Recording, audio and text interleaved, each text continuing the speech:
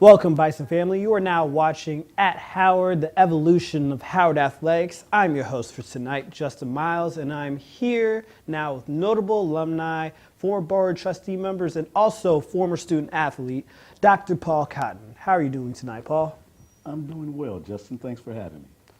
Now, my first you are an infinite source of Howard Athletics history, and you've been an integral part of Howard University for the last almost 30 plus years now, right? Am I correct? So you're calling me old? Oh, no, not at all. I'm just calling you not old, but just somebody who's been a noble character in Howard Athletic history. So could you give us some of this history? Oh, yeah. When you talk about the history of Howard University and the longevity, Howard itself was established in 1867. The property that the university owned went from Florida Avenue up to the Soldiers' Home. So there was a lot of land. The main yard used to host football games, soccer games, cricket. I chuckle now when I hear the conversation about the real HU, when I know from going through historical documents that the early football team, the first fully equipped football team, the uniforms came from Harvard University. The same thing with the baseball team. Those uniforms came from Harvard. So when I hear the Battle of the HU and the real HU, I kind of smile. It's good-natured ribbing. Some of the early participants of Howard University history in terms of athletics, you have Dr. Holmes. He had a young man who played quarterback for Howard University for 9 years. What? 9 years. Well, you're talking about rules and regulations. The NCAA itself wasn't created until 1906. So what about those teams that participated before 1906? You made your own rules. You decided what you're going to do and what you're not going to do. Well, Dr. Holmes played quarterback for 9 years and went on to become the president of Morgan State University. Oh, wow. And the university, from its inception, has had an incredible group of student athletes that have gone on to do some incredible things. You look at some of the Olympic champions that have come from Howard University, Norvell Lee, boxing champion. People say, well, yeah, we used to actually have a boxing team. We had Mr. Patterson, who was a 2-time silver medalist in the Olympics in weightlifting. We've had NCAA, NAIA national champions, not individuals that were named champions, but in the 60s we had NAIA soccer championship. In the 70s we had NCAA championships in soccer. So you look at the sports that we've done well in. We used to have a crew team. We used to have a cricket team. We used to have a wrestling team, which I participated on, that did okay. So we've had some teams that have gone through and have done well, and I think we have a bright future. Now, since you mentioned NCAA championships, again, this is kind of sort of a personal question, but could you explain a little bit more about the soccer team? The soccer team win NCAA championships in the 70s? Well, the soccer team, one of the things, the soccer team won the NAIA championship in 1961. Okay, and then the 73 team won the NCAA championship. The 71 team won the NCAA championship, but the NCAA decided that there were some improprieties in terms of some of the international athletes and whether they had competed elsewhere prior to coming to Howard. So after Howard won the championship in 71, the NCAA looked around and said, you're not supposed to be able to do that. So they took the championship from the university, and after 2 years they came back and won it again and said, not only were we supposed to do that, we did it again. And in the 80s, we made it to the finals of the NCAA championships. The soccer team lost in overtime to the University of Indiana at Indiana. Oh, wow. Oh, wow. So I'm not saying that there might have been some interesting calls there. I'm just saying that we lost in overtime to Indiana at Indiana. So we've had a very strong soccer program in the past. Hopefully refs weren't colorblind there. But wow, that's a lot of information just about a soccer team that I didn't even know. Could you talk more about the teams that do not exist anymore, such as wrestling and baseball? Well, you talk about wrestling team, the baseball team. You're talking about teams that were abolished in 2002. I had the great pleasure and fortune to coach the wrestling program from 1983 until 2000. But prior to my arrival at the university in 1978, we had a dominating wrestling program. Dr. Organ, who's over at Bowie State now, dominated the CIAA and won the first 2 ever MEAC championships. Before Dr. Organ, Dr. Hall, who's over at the University of District of Columbia now, he dominated the CIAA. Baseball did some incredible things. You've got I'm going to throw a name out you probably didn't know played baseball. Gus Johnson, you ever hear that guy? Yeah, I've heard that guy. Did you know Gus played baseball at Howard? No, I didn't. Yeah. The sports announcer extraordinaire played baseball for Howard University. Now there's another name, might be a little old for you, but Rock Newman played baseball at Howard University. Rock Newman was the manager for world heavyweight champion Riddick Bowe, boxer. He was my dorm counselor also at Slow Hall. So baseball team has done extremely well. The pitching coach for Philadelphia played at Howard University.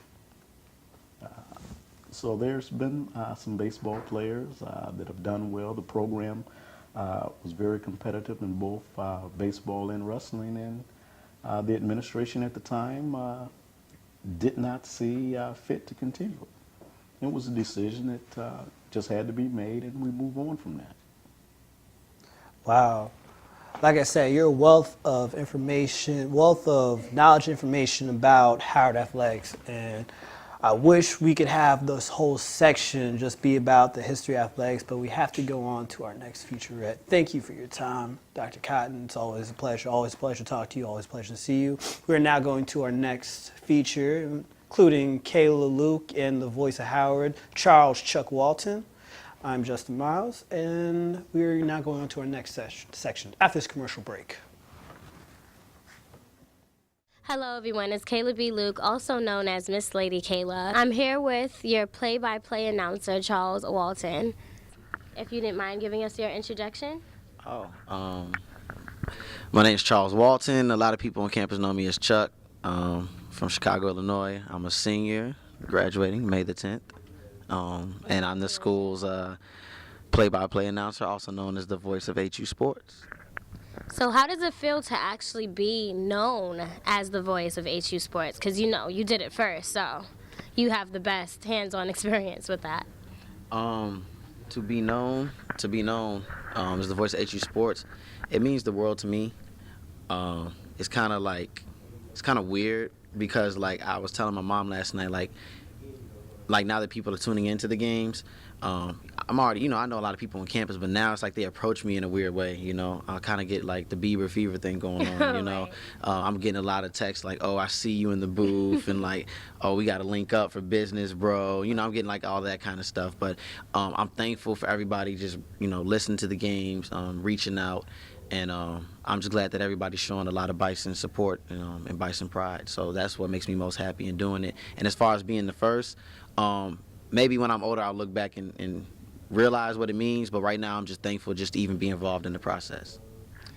I definitely agree with, the fact that you definitely have to keep the energy, and I definitely understand that, thinking on your feet must be hard, especially now that you are the first. Everyone's looking up to you and looking up to what it is that you do, and some people are even aspiring to be like you. So who do you aspire to be like?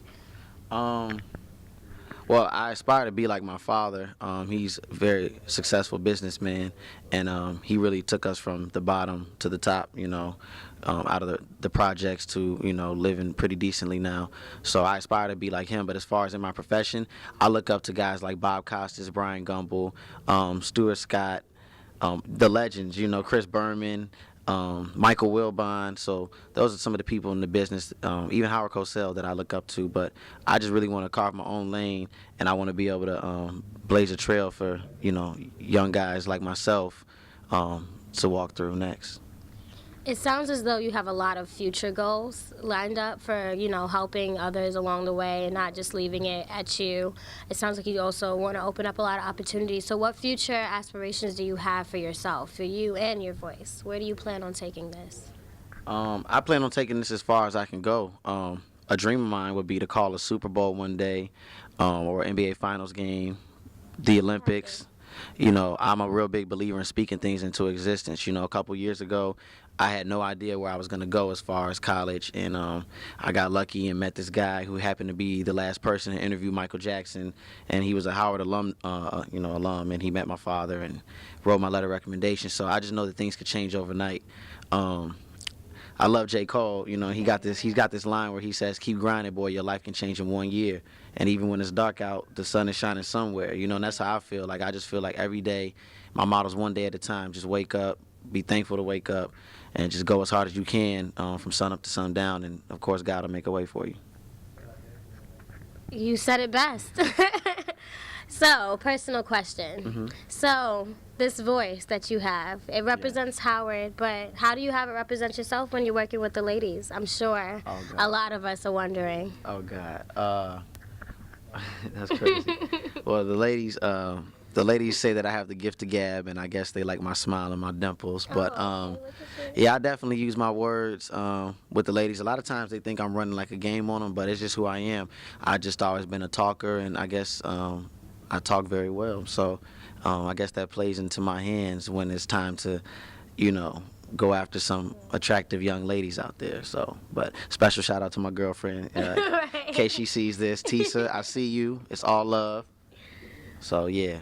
So my last and final question is, what keeps your energy? What keeps you going? I've seen you working in the booth. I've seen you energetic. I've seen you hype as though we're winning when it was probably we only have like 2 points on the board, and you're still like, it feels as though we have like 20 points. And everyone on the team, if they were to hear you, I'm sure they would feel motivated and probably even, work a little harder half the time. So how do you keep your energy so up there?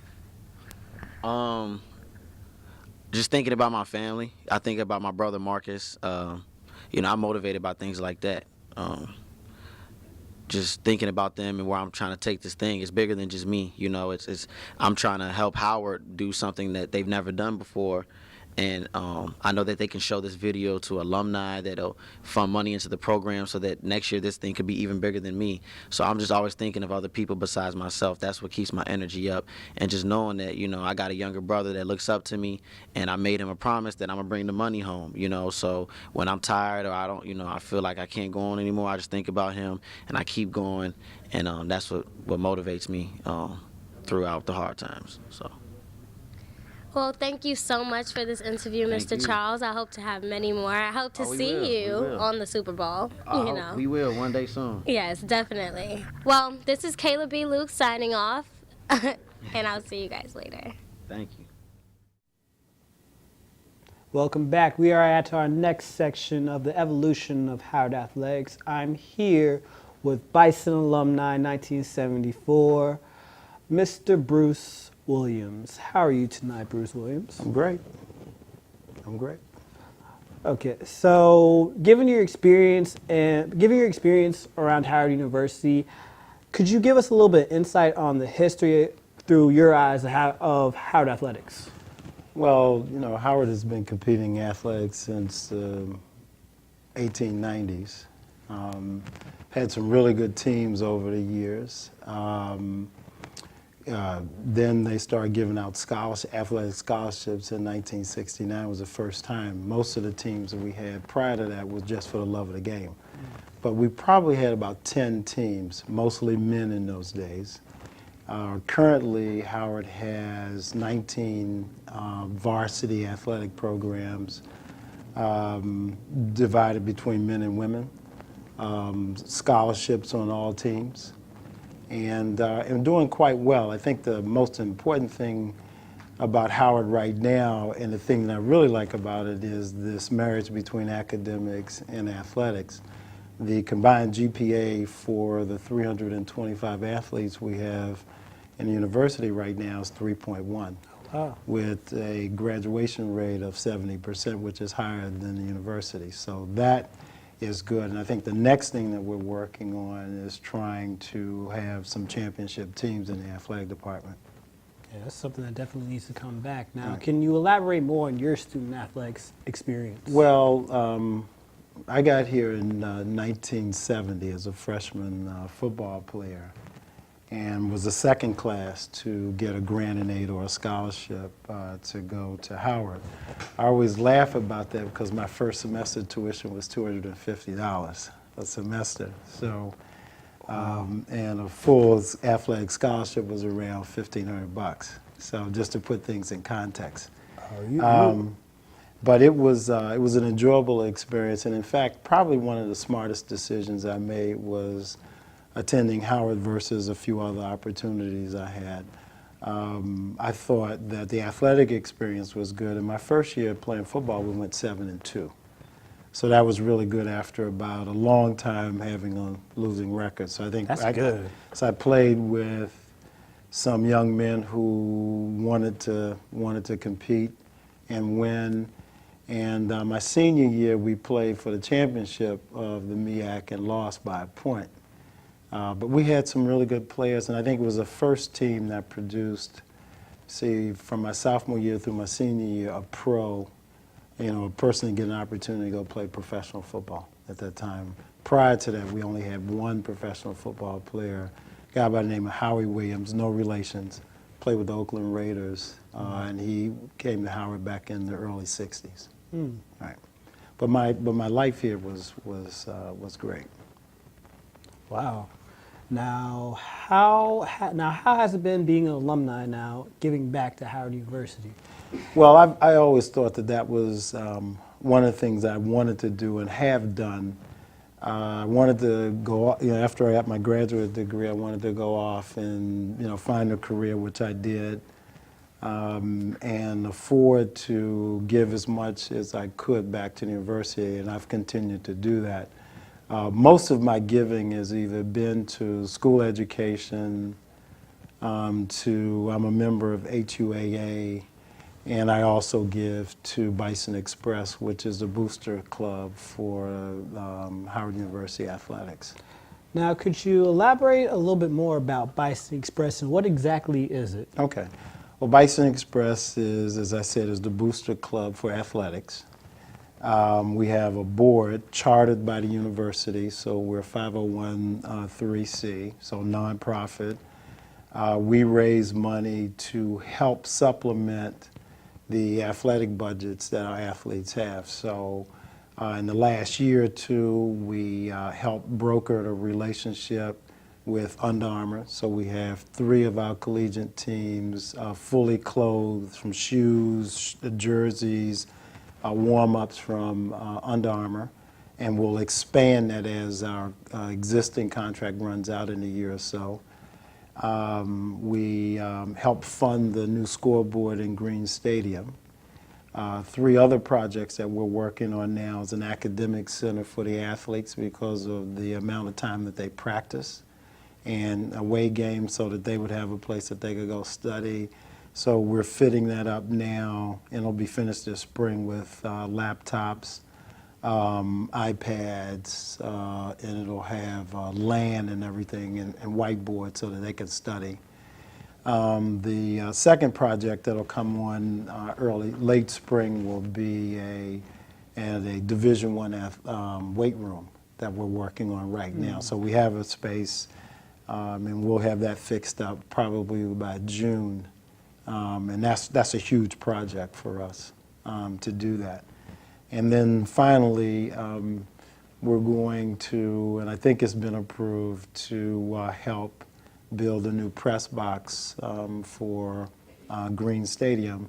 And the reason for that is last year we had an opportunity to play one, possibly two games on ESPNU, and we're not able to do that because we didn't have press facilities that their cameras could move around and show a good vision of that. So we're planning on getting that resolved by August of this year. So those are the kind of projects that we raise money for. Most of those are infrastructure, but we also talked about athletic apparel, and we'll continue to raise money to help our student athletes. Okay, this is more of a personal question, but given the fact that I'm also a former student athlete, I used to run track and field for Howard University. What way is Bison Express giving back to Howard University track and field team? Well, right now we have a proposal from the track team to buy some hurdles, and we're in the process of acquiring some hurdles for this spring. They're also a candidate for the Under Armour relationship as well, and so we want to do that. And also we have an endowment that was funded several years ago to help pay and offset some of the costs for some of the non-scholarship track athletes as well. And so we've brought that endowment back and we're doing that. So those are the things that we're doing for track and field. That sounds excellent. Thank you. And now we are moving on to our next section, but before that we were taking a quick commercial break. I'm your host, Justin Miles, and this is Mr. Bruce Williams, and this is the evolution of Howard Athletics. Good.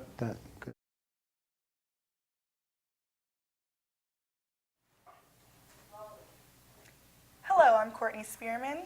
And I'm Jasmine Hines. Welcome to the News Vision News Brief. Here are the latest stories. An update involving the missing Malaysian Flight 370. Officials have confirmed that the phone of the co-pilot of the flight, Farik Abdul Hamid, that made contact with the cell tower in Malaysia shortly after the plane disappeared. On Monday, U.S. officials said the co-pilot's phone was searching for 30 minutes. There was no evidence that the co-pilot tried to make a call. Unfortunately, U.S. officials said no other cell phones were picked up by the pinging tower, probably because pilots are supposed to turn their phones off before leaving the gates. Officials have went through millions of phone records searching for any calls that have been made from the plane, but the search was unsuccessful. So far, no evidence has been detected. What was meant to be a simple joke landed one Dutch teen in the company of authorities. The 14-year-old posted this threatening tweet on Twitter, then was quickly notified by American Airlines that her tweets would be turned over to the FBI. She has been charged with posting a false or alarming announcement under Dutch law. The House Ways and Means Committee, responsible for writing the nation's tax laws, have had some trouble of their own. 8 out of the 39 members were either late in tax payments, avoided payroll tax, or had to pay penalties. Republican Ohio Representative Jim Renassi fought paying up to $1.4 million in taxes. Republican Representative Tom Reed was late in tax payments 46 times. Out of the 8 members, 7 are representatives from the Republican Party, while the remaining member is one from the Democratic Party. In other news, the district may be following in the footsteps of California, Colorado, and Washington. Will D.C. be next to legalize marijuana?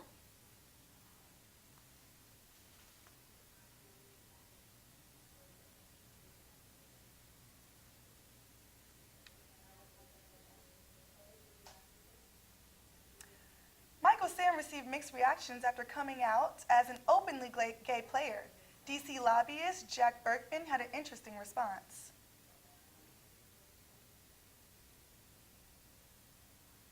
It was an admission that grabbed headlines. Came to tell the world that I'm an openly proud gay man. It was a revelation not everyone liked. While some praised National Football League prospect Michael Sam for revealing his sexual orientation, Washington lobbyist Jack Berkman drafted a law to use it against him.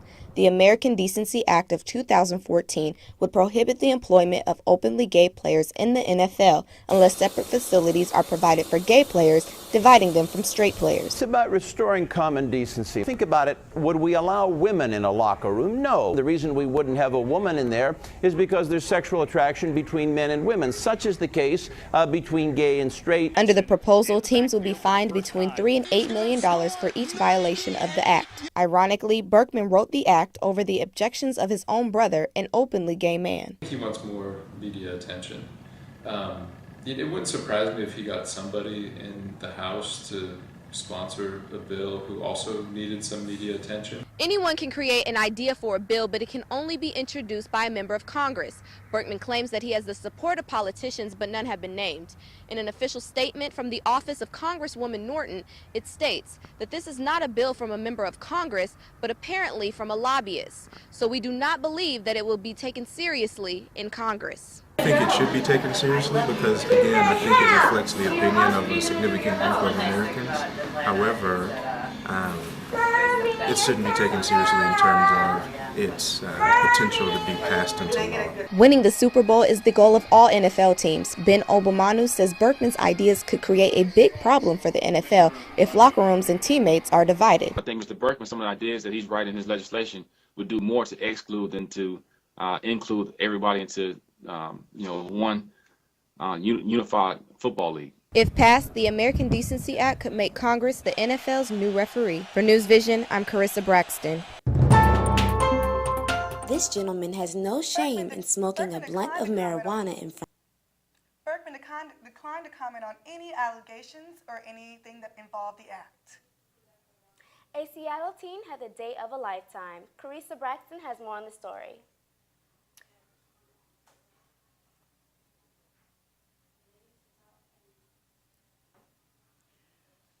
For high school senior Taylor Kirkwood, prom will be a night to remember.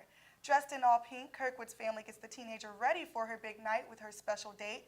Christine Michael, running back for the Seattle Seahawks, and a family friend arrived to greet Taylor with a big smile and a corsage in hand. But yeah, man, I'm just here for Taylor, man. It's a blessing, being a part of it. Like I said, she's a beautiful kid. I'm very proud of her. I think you're cute. Things haven't always been easy for Taylor. She has both autism and suffered from scoliosis. Taylor's mom, Stacy Holmes, wanted to do something special for her daughter and reached out to Michael for Taylor's special night.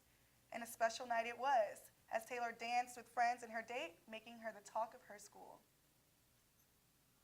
That's all for our News Vision News Brief. I'm Courtney Spearman. I'm Jasmine Hines. Thank you for joining us.